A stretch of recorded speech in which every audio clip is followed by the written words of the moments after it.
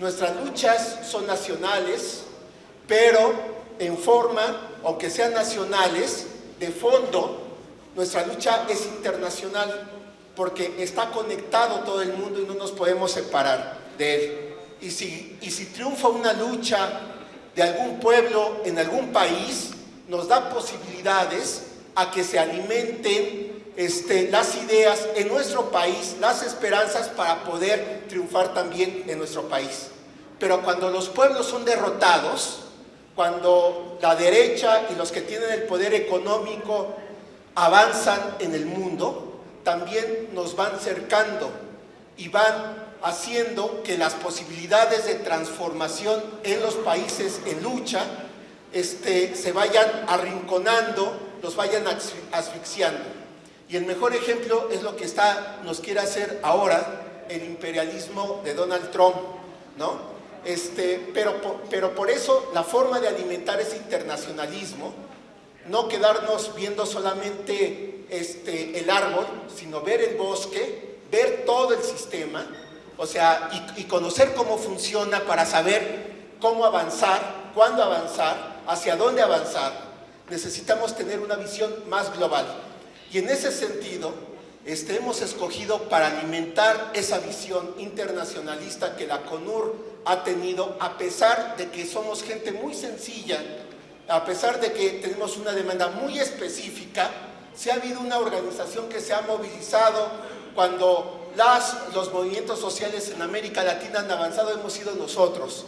Y también cuando han sido golpeados, como la vez, como cuando nos movilizamos por los compañeros argentinos, cuando nos movilizamos por los chilenos, etc.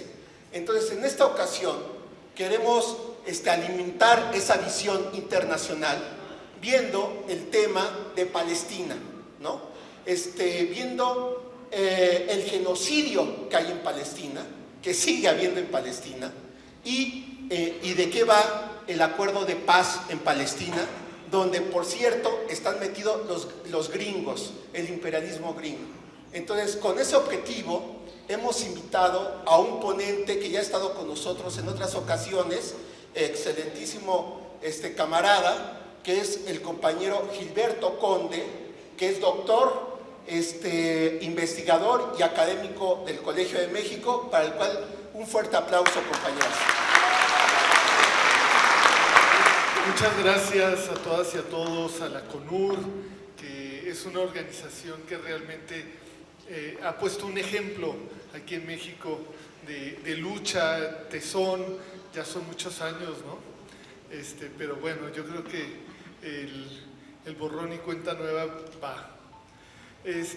Compañeras y compañeros, para empezar, muchas gracias al Comité Político de la CONUR, específicamente a Héctor, por la invitación. Gracias a Silvia por sus palabras súper importantes.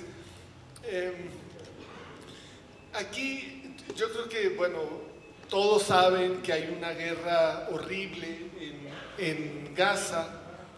Ahí se ve el mapa de Israel y Palestina y la región un poquito, y ya verán dónde está la Franja de Gaza. Es un pedacito en el sur de esa región, y en esa región ha habido un bombardeo súper intenso, que ha destruido, según Naciones Unidas, alrededor del 92%, o destruido o dañado el 92% de todas las viviendas. Es un territorio que es quizá del tamaño de esta delegación, de esta alcaldía en la que nos encontramos actualmente. O sea, no es enorme, es realmente un territorio bastante reducido, que casi todo está poblado,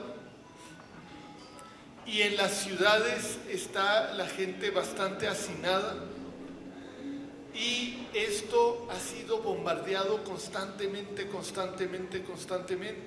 y han estado obligando a la gente a moverse de un lado a otro, diciéndole, si no se van, los vamos a bombardear. Y este bombardeo ha sido un bombardeo indiscriminado. ¿Qué quiere decir indiscriminado? Que no les importa quién muere. O sea, no es que estén tratando de matar a ciertas personas, están bombardeando y que muera quien caiga. En algunos casos sí le apuntan a que mueran ciertas personas, pero si mueren 100 alrededor de esa persona que quieren matar, les importa un comino. ¿Por qué? Porque dicen, son daños colaterales. Como una persona por 100 van a ser 99 daños colaterales para matar a un individuo. ¿Y cómo sabemos que es un bombardeo indiscriminado? No solamente porque han destruido el 92% de la infraestructura y particularmente de las viviendas. Si destruyen el 92%, pues ya de entrada nos da a entender que es indiscriminado. Pero otro hecho que nos da a entender que es indiscriminado es que de los 46,000 o 47,000 muertos que van en 500 días de ataques, de bombardeos, 500 días de ataques y bombardeos constantes, el número de muertos, la composición de los muertos, es decir, cuántos de esos muertos son civiles y cuántos de esos muertos son activistas, combatientes, armados, pues no se sabe, pero sí se sabe que de esos 47,000 casi muertos, el 40% son niñas y niños. El 40%. ¿Eso qué significa? Si vemos que la sociedad en la Franja de Gaza está compuesta en un 40% por niñas y niños y el 40% de los muertos son niñas y niños, esto nos da un indicio de que es una matazón indiscriminada. Del 60% restante, ¿cuántos son hombres y cuántos son mujeres entre los muertos? La mitad, es decir, 30% de los muertos son mujeres. Y en la adultas. Y en la Franja de Gaza, el 30% de la población son mujeres adultas. Esto significa que el otro 30%, el 30% restante, son hombres, pero los hombres que mueren no son, sobre todo, como decía, revolucionarios, armados, guerrilleros. No, es indiscriminado igual. El porcentaje de hombres ancianos ya que no están en edad de portar las armas, y es igual al porcentaje de la población de hombres de esa edad. El porcentaje de muertos que eran discapacitados también corresponde al porcentaje de los discapacitados en la sociedad. Es una matazón indiscriminada. Y esa matazón indiscriminada es una matazón de palestinos de Gaza. A eso se le llama genocidio. Cuando una parte de la población, de una población, se le aniquila en su total, a la población se le aniquila en todo o en parte, así dice la ley internacional sobre genocidio, en todo o en parte, y aquí ha sido una parte, se le aniquila, se le destruye, se le mata por el simple hecho de ser de esa población, no por ser, o sea, si la matazón es indiscriminada y el objetivo es nada más matarlos, puede haber otros objetivos, pero aquí el objetivo principal es el genocidio. Y ese es el más grande de los crímenes de guerra que puede existir en nuestro planeta según la legislación internacional. Por eso le llamamos genocidio y por eso nos parece horrendo y totalmente despreciable. Cuando el ministro de Defensa de Israel dijo: vamos a atacar, bueno, ya había dicho el primer ministro de Israel, Benjamín Netanyahu, vamos a atacar Gaza y vamos, supuestamente era en respuesta a los ataques que hizo la organización de resistencia palestina llamada Hamas. Esta organización, como seguramente saben, el 7 de octubre de 2023, hace 500 días, esta organización realizó una acción armada muy grande, bastante bien coordinada, en todas las, si podemos ver el otro mapa, en todas las aldeas y poblados que están circundando la Franja de Gaza.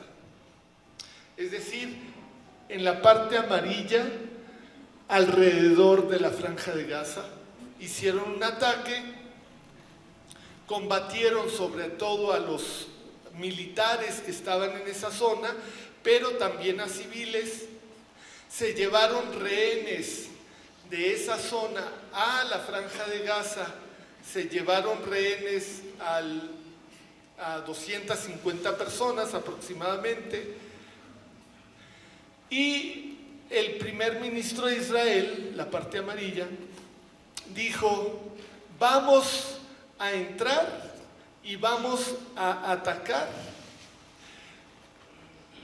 como si Dios nos hubiera dicho: extermínenlos igual que a los amalequitas.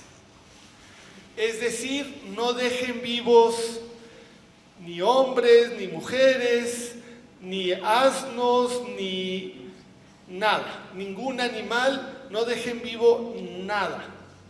Él lo dijo así abiertamente, haciendo una referencia bíblica. Pero Dios no le dijo a él: aniquila a los palestinos de la Franja de Gaza, como yo le dije a los israelitas de antaño que hicieran con los amalequitas. Es otra circunstancia, esto no es ley divina, esto es una cosa de estos seres humanos, de ese gobierno que decidieron aniquilar a la población de ese territorio como si fueran amalequitas. Y no solo ese ya es un indicio de intención de genocidio. Eso lo dijo inmediatamente después del 7 de octubre de 2023. Si pueden cambiar el mapa estaría súper, gracias. Sí.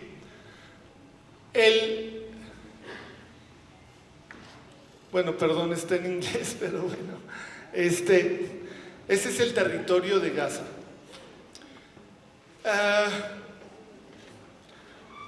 Otro indicio de intención de genocidio es lo que dijo el ministro de Defensa, es decir, el jefe de los ejércitos, como el secretario de Defensa acá. El ministro de Defensa de Israel declaró: vamos a tratarlos como animales humanos. Es decir, como si no fueran seres humanos de verdad, como si fueran más animales que humanos. Como animales humanos, les vamos a cortar la alimentación, el agua, la corriente eléctrica y el combustible. Pero si cortaban eso, iban a cortar también medicamentos, todo cortaron. Y entraban el 10% de lo que normalmente entraba de todos esos productos, en el mejor de los casos. Ahora que hay cese al fuego, está entrando incluso más de lo que entraba antes de la guerra. Es decir, que eso fue intencional, lo hicieron a propósito. Cuando le cortan a toda una población agua, alimentos, energía, bueno, ustedes saben, de energía y combustible, ¿cómo puede sobrevivir esa población? Hay una intención genocida en esa acción también. Entonces lo del genocidio está clarísimo.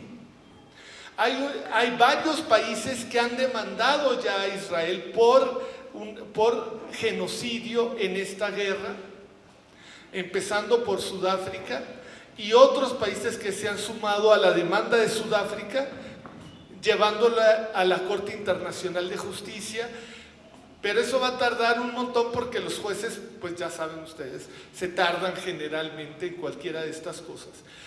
Pero la Corte sí dijo, hay evidencia de que sí es posible que se esté realizando genocidio. Por lo tanto, no solo aceptamos la demanda, sino que exigimos que Israel realice toda una serie de medidas para evitar que haya genocidio, y Israel no las cumplió. Ahora, ¿por qué? Se preguntarán ustedes, ¿por qué esta organización de resistencia palestina atacó a los poblados que están alrededor de la Franja de Gaza? ¿Por qué lo harían? Quizá algunos de ustedes incluso se pregunten, pues tal vez Hamás es el culpable de que los estén aniquilando de esa manera tan horrible porque realizaron esa acción armada el 7 de octubre. De entrada yo les digo que ninguna acción armada de ningún grupo justifica el genocidio. No está en la ley, al contrario, la ley específicamente dice que ninguna acción armada ni de ningún otro tipo justifica el genocidio. De todas formas, preguntémonos, a ver, ¿por qué haría Hamás eso? ¿Serán terroristas como dice Israel y dice Estados Unidos? Porque este genocidio, hay que agregar, perdón, un paréntesis. Israel ha lanzado tantas bombas en la Franja de Gaza que no tenía suficientes. ¿Y cómo las ha conseguido? Estados Unidos se las ha dado. Constantemente durante estos 500 días ha habido en promedio, no tengo la cifra actualizada, pero a partir de cómo eran las cifras hace medio año, podemos suponer que 250 días de esos 500 hubo vuelos de Estados Unidos a Israel llevando bombas, municiones, granadas, cohetería, todo tipo de armamento y municiones. Eso convierte, desgraciadamente, a Estados Unidos en cómplice de ese genocidio. Bueno, ahora, ¿serán terroristas los de Hamás? Yo creo que la acción armada del 7 de octubre tuvo algunos aspectos que sí pueden considerarse aspectos de una acción terrorista, pero que yo he condenado abiertamente, como a matar a civiles desarmados, e incluso el llevárselos de rehenes, pues es una acción que es condenada por la ley internacional. Pero, ¿por qué lo harían? ¿Por locos o tontos simplemente? ¿O porque ya están hartos? Pues en realidad es la segunda. Ellos realizan acciones armadas porque ese territorio, no solo sino todo el que vimos hace rato, hace 100 años porque no es como dijo Trump hace unos días, es que ahí siempre ha habido guerras y conflictos, entonces hay que sacar a toda la gente de ahí. Y lo que no dijo, pero dio a entender, y así yo puedo hacer negocio junto con los israelíes vendiendo esas tierras que eran de los que queremos sacar. Y haciendo grandes desarrollos frente al mar y no sé cuánto. Bueno, el problema es que él dijo, esa zona siempre ha habido conflictos o algo así parecido. Pero en realidad lo que a él le interesa es el negocio. No le importa si ha habido conflictos o no ha habido conflictos. Y a ver, ¿en qué parte del mundo no ha habido conflictos toda la vida? ¿Acaso en Estados Unidos no hubo conflictos cuando llegaron los ingleses? ¿Y ya por eso vamos a sacar a los gringos de Estados Unidos? Tal vez convendría porque están muy aceleraditos ahora, sobre todo su presidente. Pero ese es un chiste, no me vayan a citar. La cosa es que hace 100 años los conflictos empezaron justamente. Los verdaderos conflictos que estamos viendo en esa zona hoy empezaron al terminar la Primera Guerra Mundial. Porque las potencias europeas, particularmente Gran Bretaña, se quiso apoderar y se apoderó de ese territorio. Y se apoderó de ese territorio y empezó a traer a la población judía de Europa a llevarla a lo que en esa época se conocía como Palestina, que ahora es Israel-Palestina. Ese territorio que vimos hace rato en amarillo y en cafecito, y que incluye Gaza, ¿verdad? Ese territorio los británicos lo agarraron como una colonia y empezaron a traer población de Europa. Y cuando en Europa hubo el Holocausto y los alemanes mataron y realizaron un genocidio también, pero de judíos, matando a millones y millones de judíos, alrededor de 6 millones. Cuando los alemanes realizaron eso, después de la Segunda Guerra Mundial, dijeron, hay que hacer algo para apoyar a la población judía que fue víctima de ese genocidio horrible en Europa. Y eso estaba bien que lo hicieran. Lo que no entiendo es por qué la solución era darles Palestina en la que ya había otra población. Entonces lo que hicieron fue crear el Estado de Israel, y el Estado de Israel que se apropió de toda esa Palestina, y en ese territorio esa población inmigrante colonizó ese territorio, y al colonizarlo puso a los palestinos a vivir en una situación de inferioridad. Es lo que se llama apartheid. Es decir, en Israel-Palestina hay 2 regímenes legales.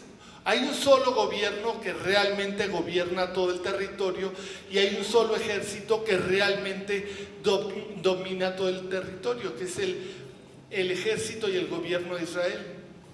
Pero no todos los palestinos, la mayoría de los palestinos no tienen derecho ni a votar por quién va a gobernar todo ese territorio. No solo no tienen derecho a votar, junto con ese no derecho a votar, no tienen derecho a comprar tierras en cualquier lugar. Los israelíes prácticamente sí, salvo en ciertas ciudades en la Franja de Gaza, que estamos viendo aquí, y en Cisjordania, que se veía en el mapa anterior. Y como eso, también en el momento que quiere el ejército de Israel, entra a los poblados, a las ciudades palestinas, y realiza todo tipo de vejaciones contra los palestinos. Entonces los palestinos viven en una situación insoportable, por lo menos desde antes, porque ya habían sido colonizados desde 1918, pero sobre todo desde 1948 viven en circunstancias mucho más graves y mucho más lamentables e insufribles. Y como para 2023 ya se estaban prácticamente olvidando del problema, ya estaban poniéndose de acuerdo todos los estados, todos los gobiernos de la región del Medio Oriente para que tuvieran tratos con Israel, y la cuestión palestina se estaba olvidando. Los palestinos los estaban dejando a que se pudrieran en un régimen de colonización y de apartheid. Y eso es lo que llevó a Hamás a realizar esa acción del 7 de octubre de 2023. Lamentable por muchas partes, pero también entendible por muchas partes. Condenable en muchos aspectos, pero lógico que se quisieran rebelar y que no quisieran aceptar vivir en colonizados y oprimidos todo el tiempo. Y la respuesta de Israel fue este genocidio, y de Estados Unidos de apoyar a Israel en este genocidio, y ya tenemos, como decíamos, como explicamos, 500 días en eso. Al fin de estos 500 días, bueno, digamos que el primer ministro de Israel dijo: nuestros objetivos, ya les dije cuáles eran los objetivos más reales, porque siempre ese tipo de gobernantes dicen una cosa, pero están pensando otra. No es como aquí que, por lo menos desde hace 6 años y fracción, pues hay una coincidencia entre lo que se dice y lo que se piensa, entre lo que se dice y lo que se hace. Esas personas no. Dicen una cosa y hacen otra. Dijeron: nuestros objetivos son, primero, destruir completamente a Hamás. Y en esta guerra y en este cese al fuego que hubo ahora, se ha visto que no lograron destruir completamente a Hamás. Lograron matar a decenas de miles de palestinos, pero a Hamás no. El propio gobierno de Estados Unidos ha declarado que Israel mató aproximadamente, según ellos, yo creo que es una exageración, pero según ellos, mataron a 15,000 guerrilleros. Pero, dicen los propios estadounidenses, jamás logró reclutar, jalar de los jóvenes huérfanos que perdieron a toda su familia, a sus hijos, a sus hermanas, a sus hermanos, que no eran guerrilleros, lograron reclutar a otros 15,000. O sea que si perdieron 15,000 con los bombardeos y los ataques de Israel, esos 15,000 ya fueron recuperados por Hamás, reclutando de la gente que está tan dolida y tan asqueada de estos ataques de los que han sido objeto. Bueno, pero la cosa, ese era el primer objetivo supuesto de Israel, fallido, no lo logró. El segundo objetivo era recuperar a los rehenes. Por medio de la guerra recuperó a una veintena de rehenes, ni el 10% de los 250 que había tomado Hamás. Los rehenes que han sido liberados, la grandísima mayoría, casi todos, han sido liberados gracias a las negociaciones, no a la guerra, a las negociaciones. Y eso se pudo haber logrado desde diciembre o antes de 2023. Es decir, a los 3 meses de la guerra. Y esto muestra el hecho de que los dos principales objetivos de guerra de Netanyahu y su gobierno no se hayan logrado, habla de una de dos: o es muy estúpido, que no creo, o sea, sí, malvado sí, pero estúpido no, o es muy estúpido, o sus verdaderos objetivos eran otros. Y yo creo que sus verdaderos objetivos eran otros. Lo que quería era destruir a la población y quería aprovechar para controlar más la región alrededor de Israel. Y esas dos cosas sí logró.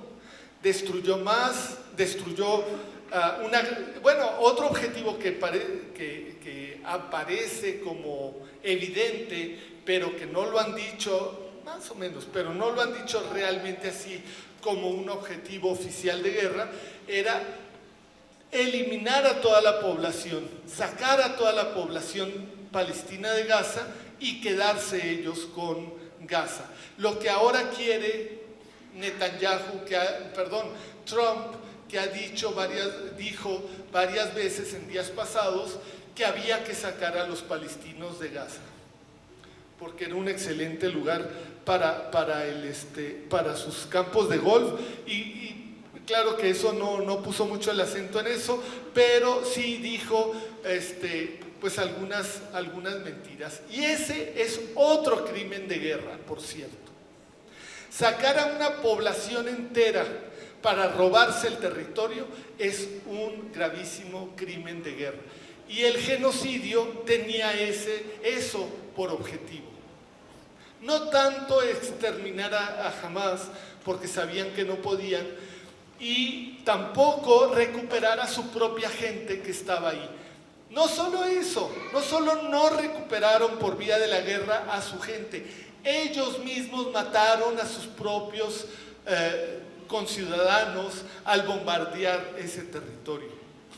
Van a ver, dentro de pocos días van a empezar a regresar cadáveres.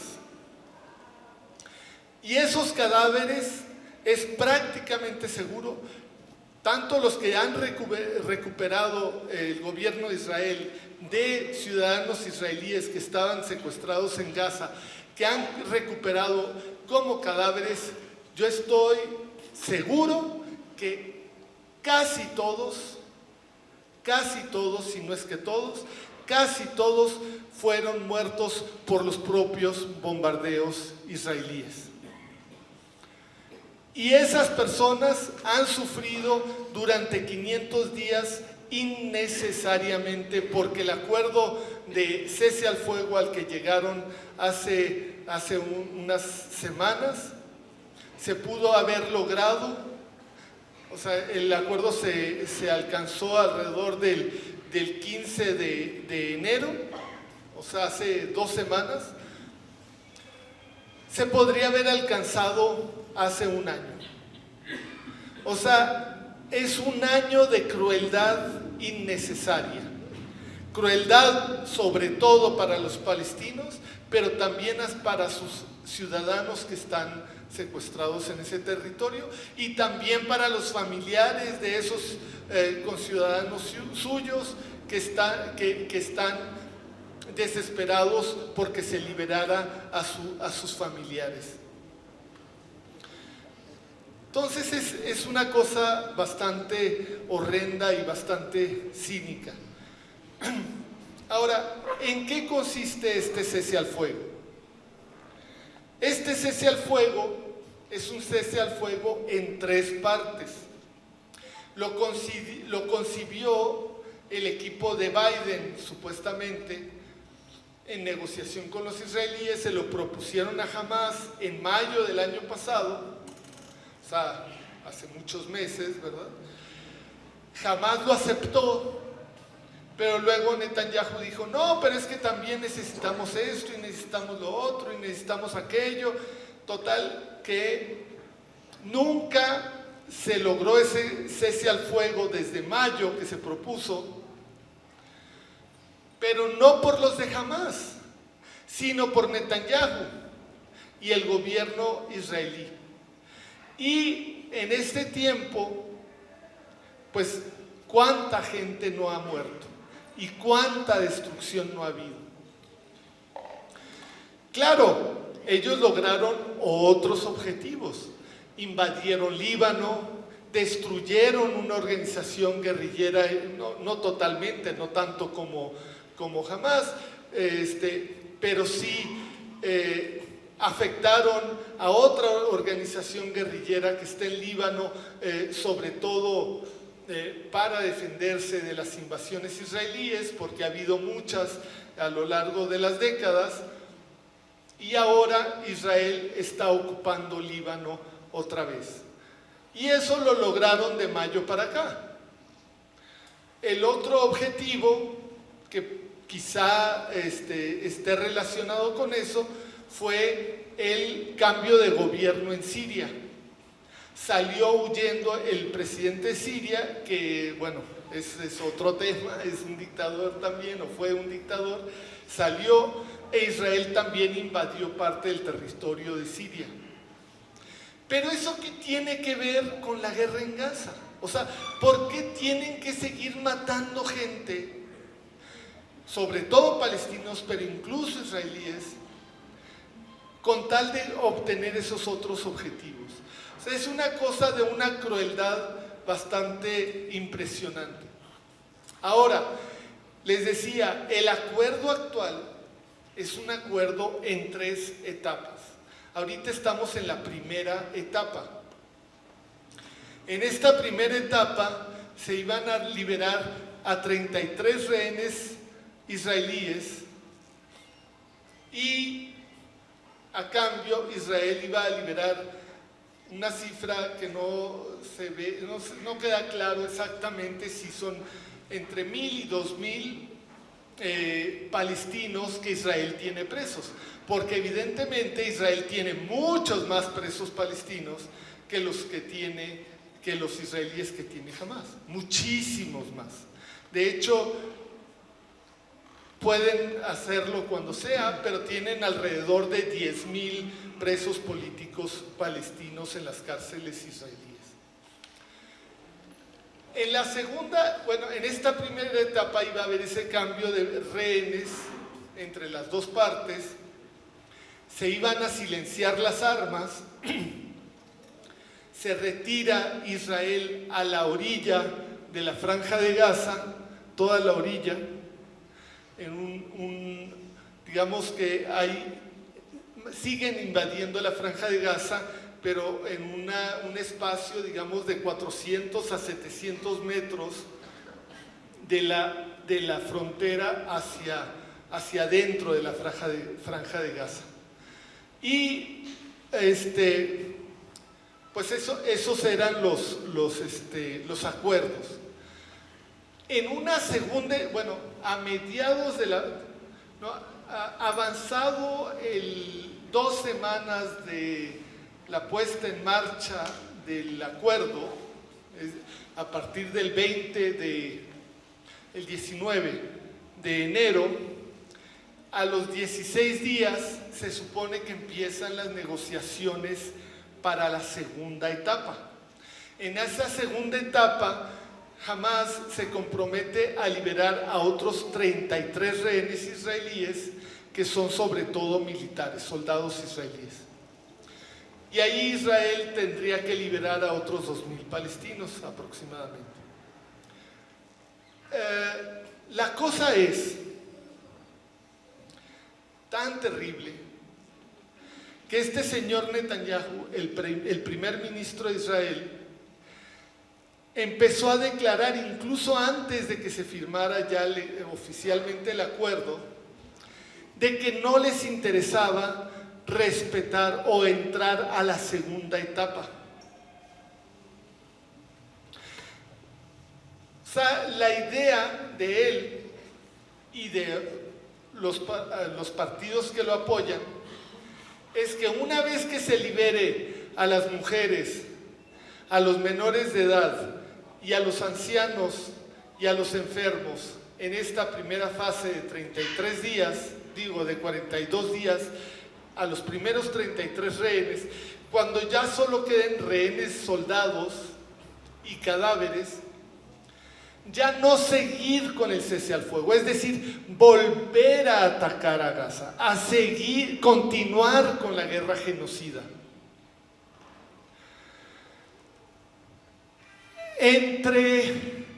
Digamos que los negociadores de Trump han dicho, no, sí queremos, la administración estadounidense sí quiere que se continúe con las 3 fases del cese al fuego y que ya esta guerra pare.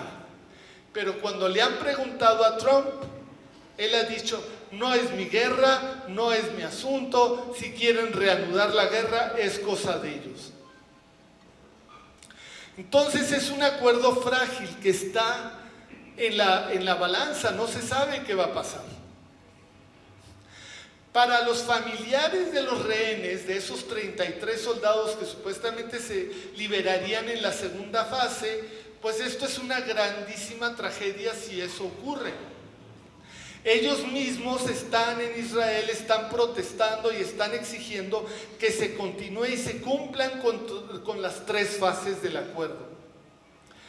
Pero hay ambigüedad por parte de Netanyahu y por parte de Trump sobre si se va a cumplir o no. O sea, una posibilidad es que le estén tirando a que, como son hombres y militares, ya la sociedad israelí, en porcentaje, la mayoría de la sociedad israelí, no le importe que se mueran con tal de matar a los palestinos.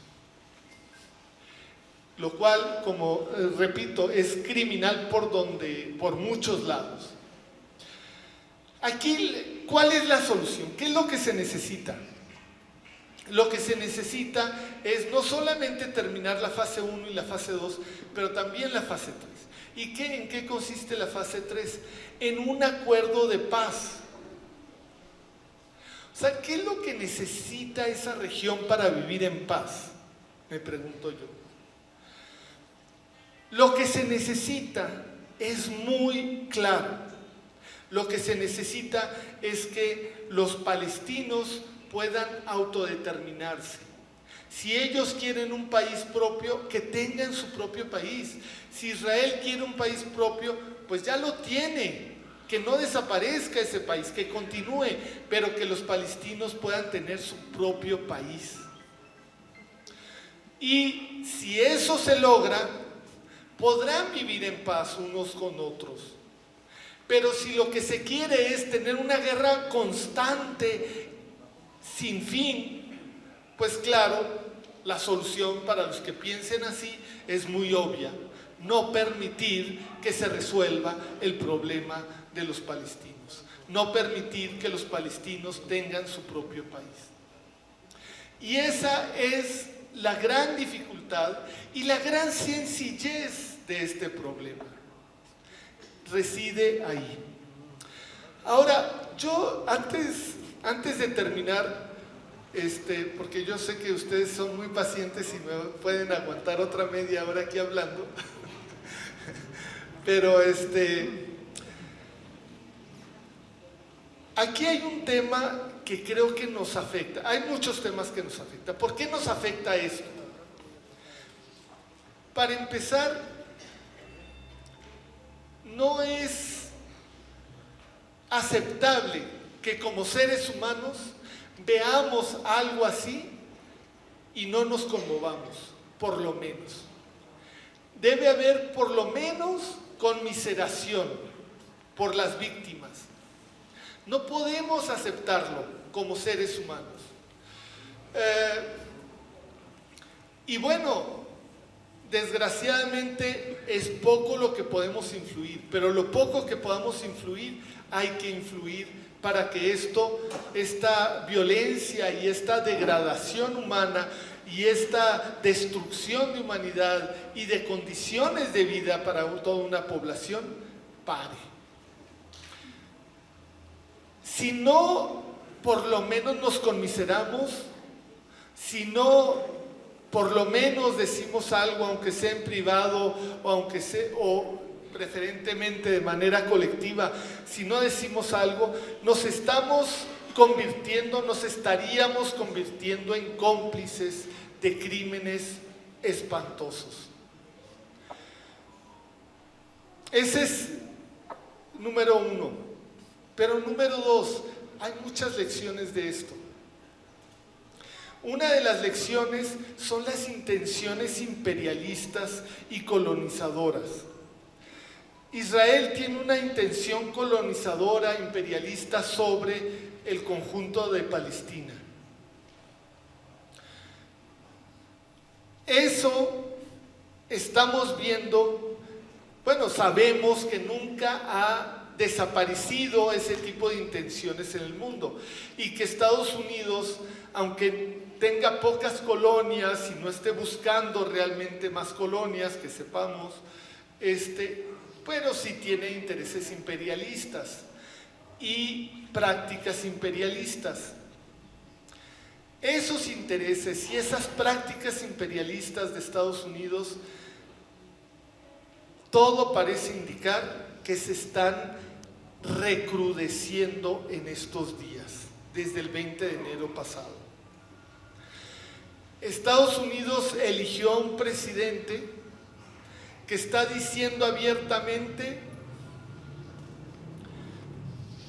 voy a ponerle aranceles a todos los productos de México, de Canadá y de China.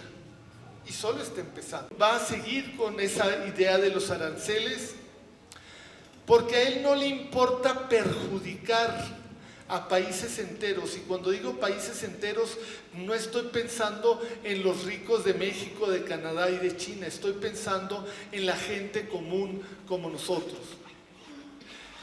No le importa cómo afecte.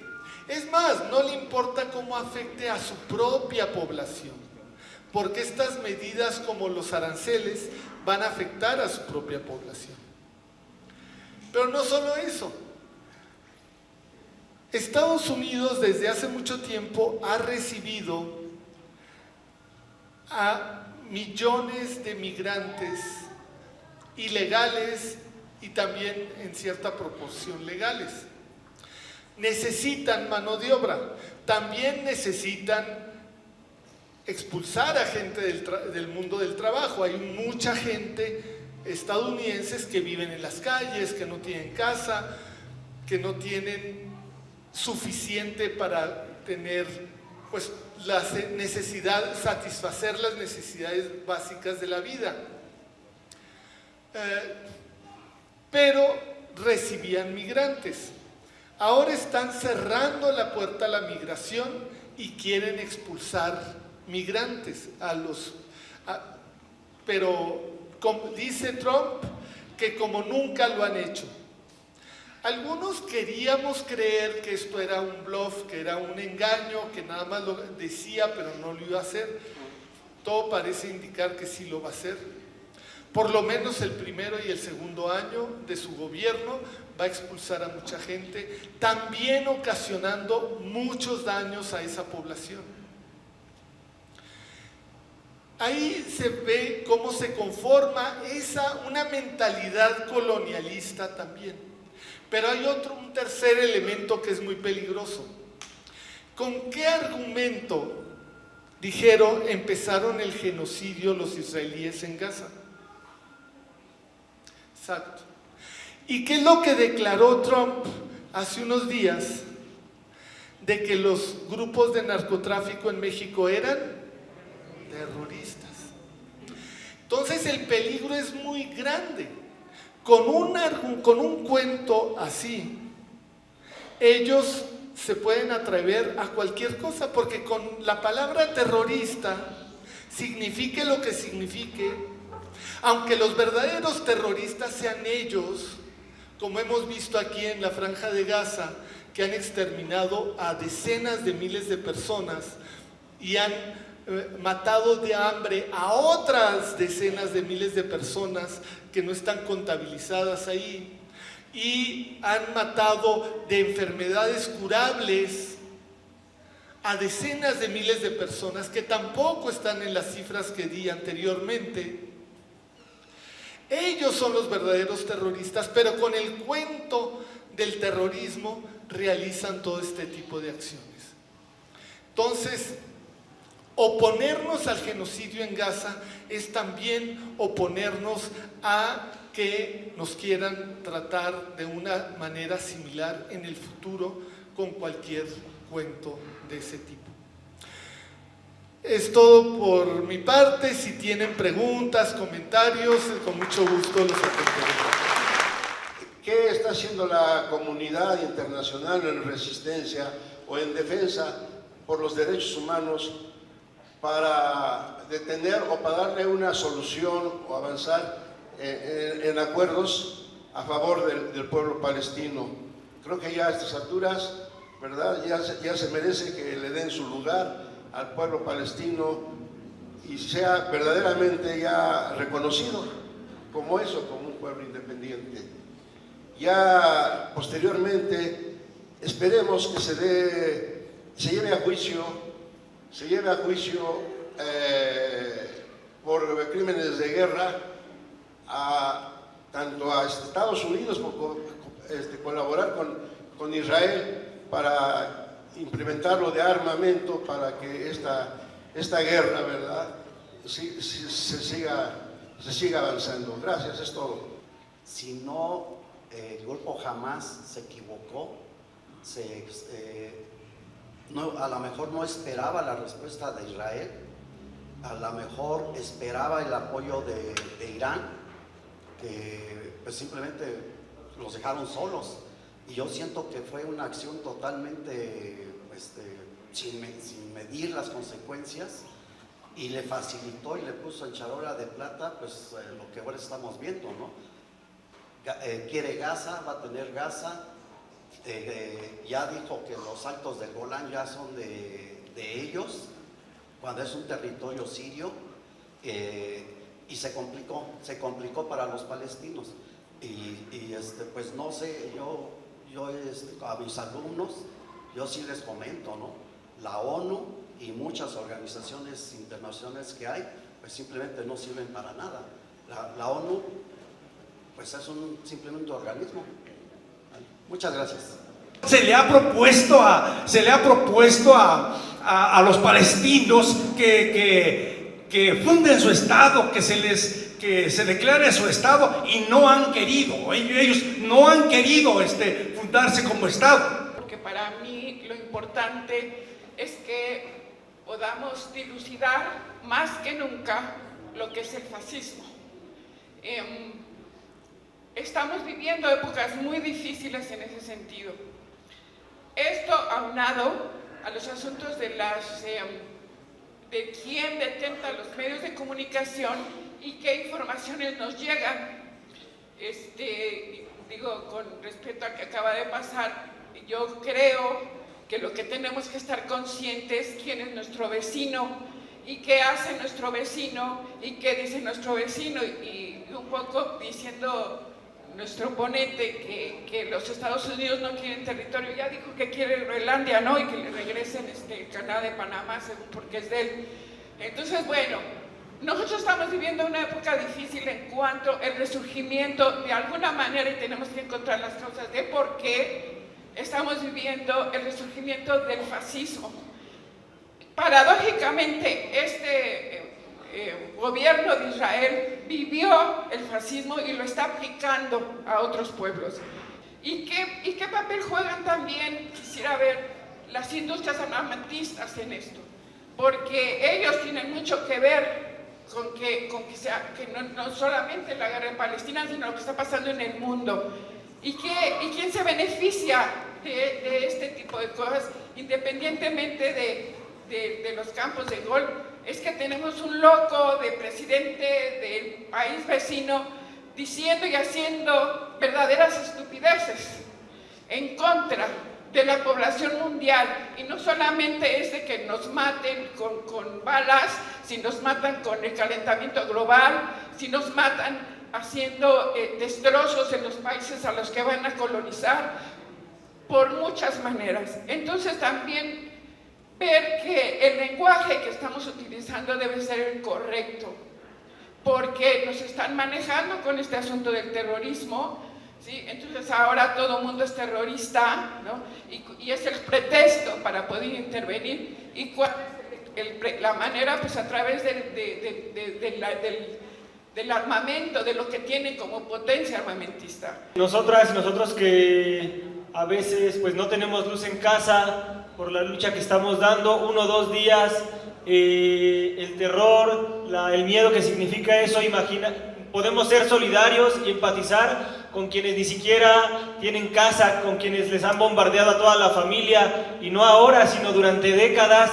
Entonces por eso la CONUR se solidariza, porque tiene la sensibilidad, la humanidad, la simple humanidad de sentir lo que está sintiendo otro ser humano al otro lado del mundo. Y por eso impulsamos hoy esta plática para refrendar nuestro apoyo internacionalista, porque la CONUR es internacionalista. La CONUR se ha solidarizado con todas las luchas que se parecen a la nuestra, pero también las que no se parecen, pero que sabemos que hay pueblos enteros sufriendo la invasión, el terrorismo de estados, ¿no? Como Estados Unidos o como Palestina, que tienen una superioridad tecnológica, militar y organizativa, y a partir de eso intentan aplastar y dominar a un pueblo. Sin embargo, Palestina, después de décadas, continúa resistiendo, como ya nos mostró el compañero Gilberto.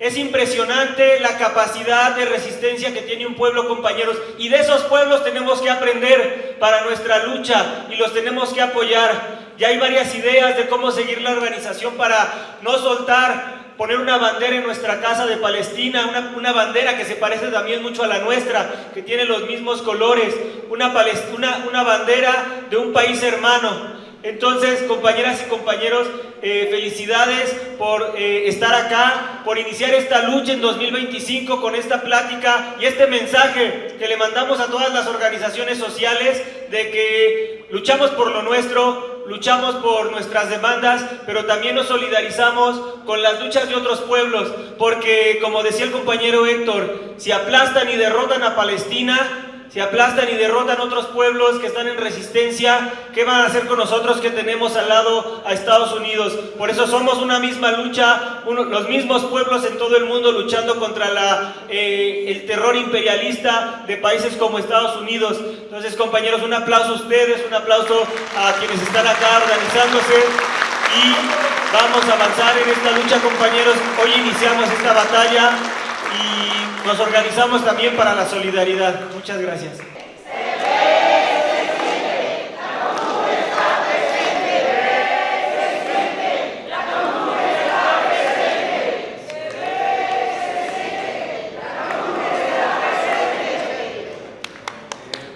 Buenos días.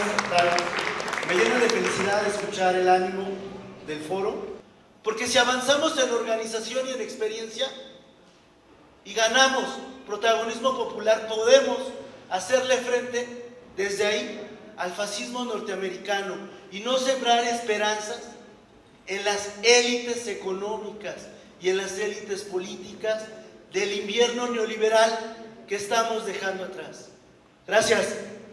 Esta información me hacía reflexionar. ¿Te imaginas que si te cortan el agua, te cortan los víveres, la luz, que nosotros estamos en esta lucha, que si nos han hecho cortes, ¿qué hacemos? Protestar y vamos y demás. Ahora imagínate que te cortan todos los elementos básicos para subsistir. Es terrible, ¿no?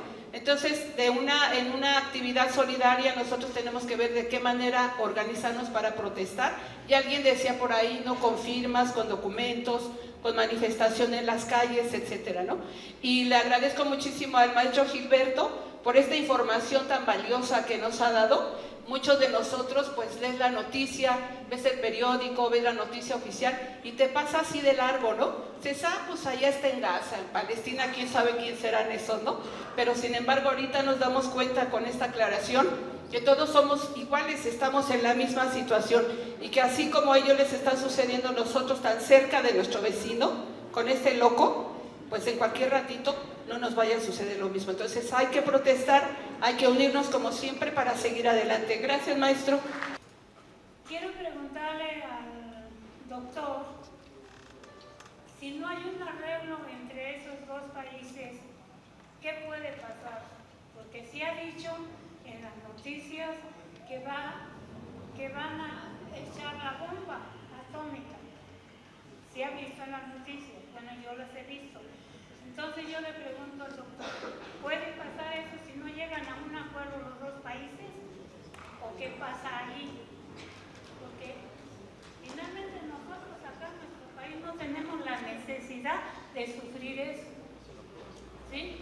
Entonces es mi pregunta nada más y muchas gracias. Que el gobierno de Estados Unidos se dé cuenta que aquí no va a poder, porque ese es un arma, el pueblo es un arma más grande, porque por eso existimos. Pero si nosotros nos quedamos callados, pues entonces van a venir a ver, nos van a zangolotear. Eso es lo que quería decir. Yo quisiera empezar con algunas aclaraciones. En Estados Unidos hay un movimiento de protesta muy importante en contra del genocidio en Palestina. Muy, muy importante. Muchos estudiantes, muchos jóvenes se han movilizado y ahora ha habido una represión terrible en contra de ellos. Una represión, sí, terrible. Y ahora la represión con Trump va a ser peor, parece. Porque ya dijo Trump que tienen que las universidades revisar quiénes están protestando contra el genocidio y que si hay jóvenes extranjeros, aunque estén legalmente ahí, los van a correr de las universidades y de Estados Unidos por protestar por el genocidio en Palestina. Son cosas tremendas que tienen que ver con lo que decían de fascismo y de autoritarismo impresionante. Ahora hay un dato curioso que escuché ayer en una entrevista, no sé qué tan exacto sea, pero sí proporcionalmente es importante. Alrededor del 30%, alrededor de una tercera parte, 1 de cada 3 jóvenes que protestan en contra del genocidio en Gaza, 1 de cada 3 es judío de Estados Unidos, es un joven judío que dice: estoy en contra de todos los genocidios, todos, genocidios contra judíos o genocidios contra palestinos o genocidios contra cualquier otro. No me quedo callado y me opongo. Y es mi caso también. Estoy en contra de todos los genocidios y no voy a aceptar y voy a luchar en contra de este genocidio, y si se quiere hacer un genocidio contra los judíos también, o contra los estadounidenses, y por supuesto contra los mexicanos o contra cualquier otro pueblo.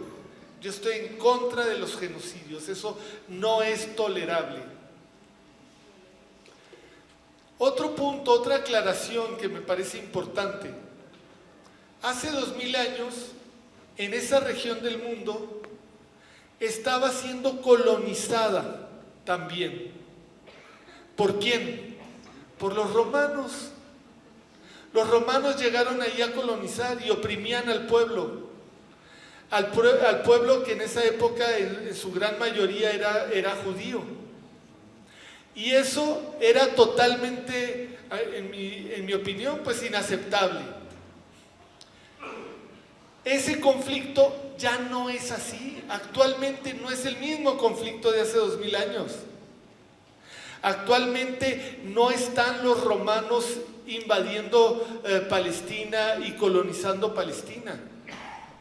No, allí había una población cristiana, judía y musulmana hace 100 años.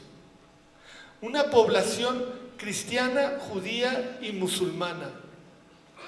Y llegaron a colonizar los ingleses y decidieron poblar ese territorio con judíos de Europa y después de otras partes del mundo,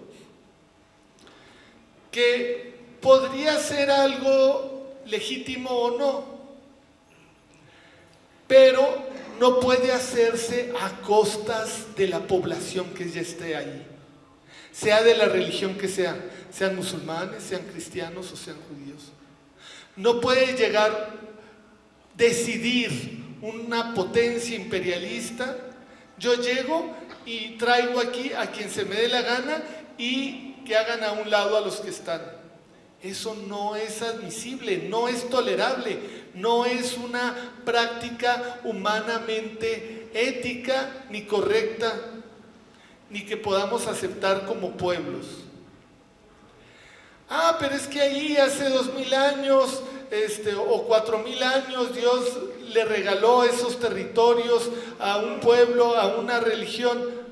Bueno, hace 4000 años.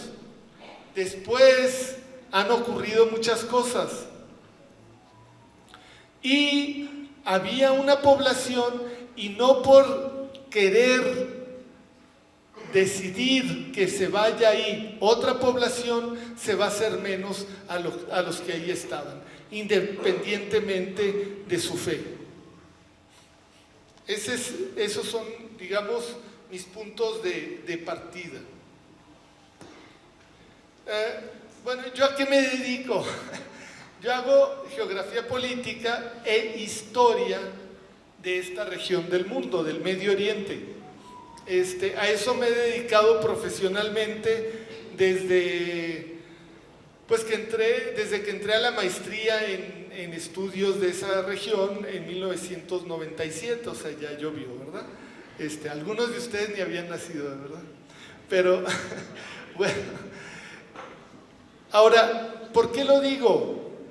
O sea, lo digo no porque no porque yo sepa más, porque sí, sino sí lo he estudiado, y sí lo he estudiado con cuidado y con objetividad, y he leído autores palestinos, árabes de otros lugares, judíos de ahí, judíos de fuera, estadounidenses, europeos, latinoamericanos, y lo he estudiado con cuidado, siempre con una preocupación fundamental: las víctimas. Siempre yo estoy del lado de las víctimas, sean quien sean, sean de la religión que sean o sean de la nacionalidad que sean. Si son víctimas, mi corazón está con ellos. Que no se me pasen las poquitas preguntas.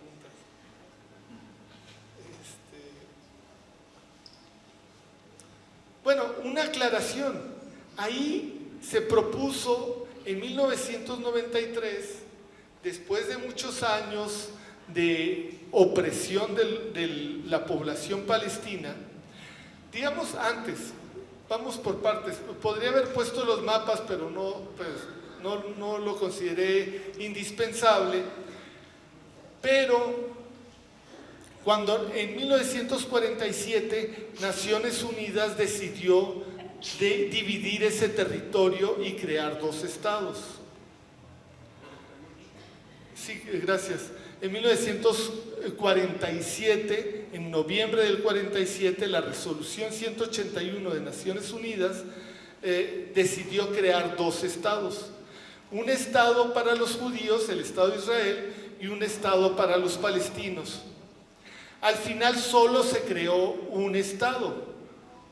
Se pusieron de acuerdo Gran Bretaña, los que iban a constituir Israel, y el rey de Jordania, para que no se creara el Estado palestino. Y Estados Unidos estuvo de acuerdo, e incluso la Unión Soviética, es decir, los de afuera. Y no se creó el Estado palestino, pero el Estado de Israel sí. No podemos decir que sean los palestinos los que no quisieron que se creara el Estado palestino. Es decir, sí, obvio que votaron en contra, obvio que ellos pensaban que todo eso debía ser un Estado laico y democrático, en el que cupieran todas las religiones y toda la población que ya estaba ahí. Pero en lugar de eso, expulsaron a los palestinos de sus tierras, de sus pueblos, destruyeron sus pueblos y se creó el Estado de Israel expulsando a 750,000 palestinos de las principales ciudades. En Cisjordania, que es la ribera occidental del río Jordán, quedó dentro de Jordania, y la franja de Gaza quedó dentro de Egipto. Después, Israel lanzó una guerra en 1967 y se apropió de Cisjordania, de la franja, de la parte occidental del río Jordán, y se apropió de la franja de Gaza. Entonces se llegó a un acuerdo en 1993 que se llaman los acuerdos de Oslo, de 93 a 94, 95, diciendo, en el que los palestinos decían, ok, ya, el 82% de el 78% de lo que era Palestina antes, ya se lo quedó Israel, se lo reconocemos, pero el 22% restante, es decir, la ribera occidental del río Jordán y la franja de Gaza, pues que ahí se cree el Estado palestino. ¿Y qué hicieron? Decidieron que eso se iba a negociar en un acuerdo posterior, pero que por mientras los palestinos iban a autogobernar en las ciudades más densamente pobladas por palestinos, dentro de Cisjordania, o sea, la ribera occidental, y de la franja de Gaza. Sí, se autogobiernan ahí, pero quien gobierna por encima de todos ellos es Israel. Y es muy fácil encontrar la información y buscarla en internet y darse cuenta que todo ese territorio lo domina el gobierno de Israel. Y de hecho, en la franja occidental, es decir, en Cisjordania, en la ribera occidental, en Cisjordania, está lleno de colonias israelíes, cosa que es ilegal según la legislación internacional. Cuando un país ocupa un territorio, no tiene derecho a crear colonias dentro de ese territorio, y sin embargo está lleno de colonias ese territorio. ¿Por qué?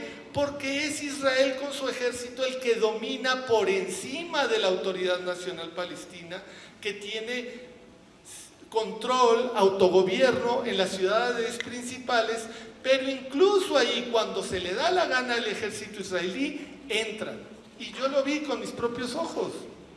Hebrón, en la parte que no está ocupada supuestamente por Israel, que hay autogobierno palestino, yo vi a un grupo como de 100 militares israelíes, armadísimos hasta los dientes, penetrar en la parte de autogobierno palestino. Entonces, perdón, pero sí, el que domina todo ese territorio es Israel, independientemente de que haya un autogobierno limitado de los palestinos en ciertas ciudades y en ciertos pueblos. Y esta es una situación intolerable. Imagínense ustedes vivir así. Claro, hay gente que emigra y que se va, pero ¿por qué se tendría que ir todo el pueblo? O sea, ¿por qué, si ahí vivían sus padres, sus abuelos, sus tatarabuelos y así, ¿por qué se tendrían que ir? ¿En nombre de qué? A ver, momento, digamos que yo soy judío y voy con mi rabino y le pido pues una constancia, y voy con la asociación sionista y les digo, yo soy judío, ok, ¿puedes emigrar a Israel? Emigro a Israel, soy ciudadano. Ayer vivía en la Ciudad de México, hoy vivo en Israel. Tengo todos los derechos, todos. Hasta me puedo asentar en la ribera occidental. Pero si yo soy palestino y echaron a mis padres o a mis abuelos en 1948 o en 1967, ¿puedo yo regresar? No puedo. Pero si yo soy judío y mis antepasados hace 2000 años fueron echados, ¿puedo regresar? Sí puedo, y tengo todos los derechos. Un palestino que no ha sido expulsado, que vive ahí, no tiene todos los derechos. Tiene más derechos, tendría más derechos yo, porque mis antepasados supuestamente o realmente fueron echados o se fueron hace 2000 años, que el palestino que vive ahí y que ahí nació y que nacieron sus padres y sus abuelos y sus bisabuelos y sus tatarabuelos. ¿Por qué? No es justo. Diga, o sea, me vengan con la justificación que quieran, no es justo. Ponle tú, este judío de Brooklyn, por ejemplo, que se fue ayer, ok, se va y le dan la nacionalidad, que tiene todos los derechos, pero el palestino que también tenga todos sus derechos. ¿Quieren 2 estados? Pues denle los 2 estados. Es Netanyahu, el mismo Netanyahu, dijo varias veces, está en internet, lo pueden encontrar en CNN, no les estoy diciendo ni siquiera Al Jazeera, que es muy pro-occidental, CNN, que es de Estados Unidos, que no hay ninguna sospecha de que sea antijudía. CNN mismo, ahí tiene una grabación en internet, la pueden encontrar, de 2015, si no me equivoco, donde Netanyahu dice: gracias a mí no hay Estado palestino. Gracias a mí, así lo dice, abiertamente. Entonces, no es que los palestinos no quieran su Estado, claro, muchos quieren su Estado, otros dicen, es que ya, ¿cómo le vamos a hacer si está todo lo que nos tocaba a nosotros, ya lo tienen colonizado los israelíes? Mejor hagamos un solo Estado, aunque se llame Israel, pero con democracia y con verdadera democracia para todos y con igualdad de derechos. Pero tampoco quiere eso Israel. Quiere todo el territorio, pero echando a la gente, y eso no se vale. Bueno, me faltaron muchas preguntas, pero creo haber dicho lo esencial y estoy de acuerdo con quienes dijeron que no podemos aceptar ni convertirnos en cómplices de los colonizadores ni de los imperialistas, y que hay que seguirle luchando y no hay que dejarnos que nos quieran hacer lo mismo acá a nosotros. Bueno, muchas gracias.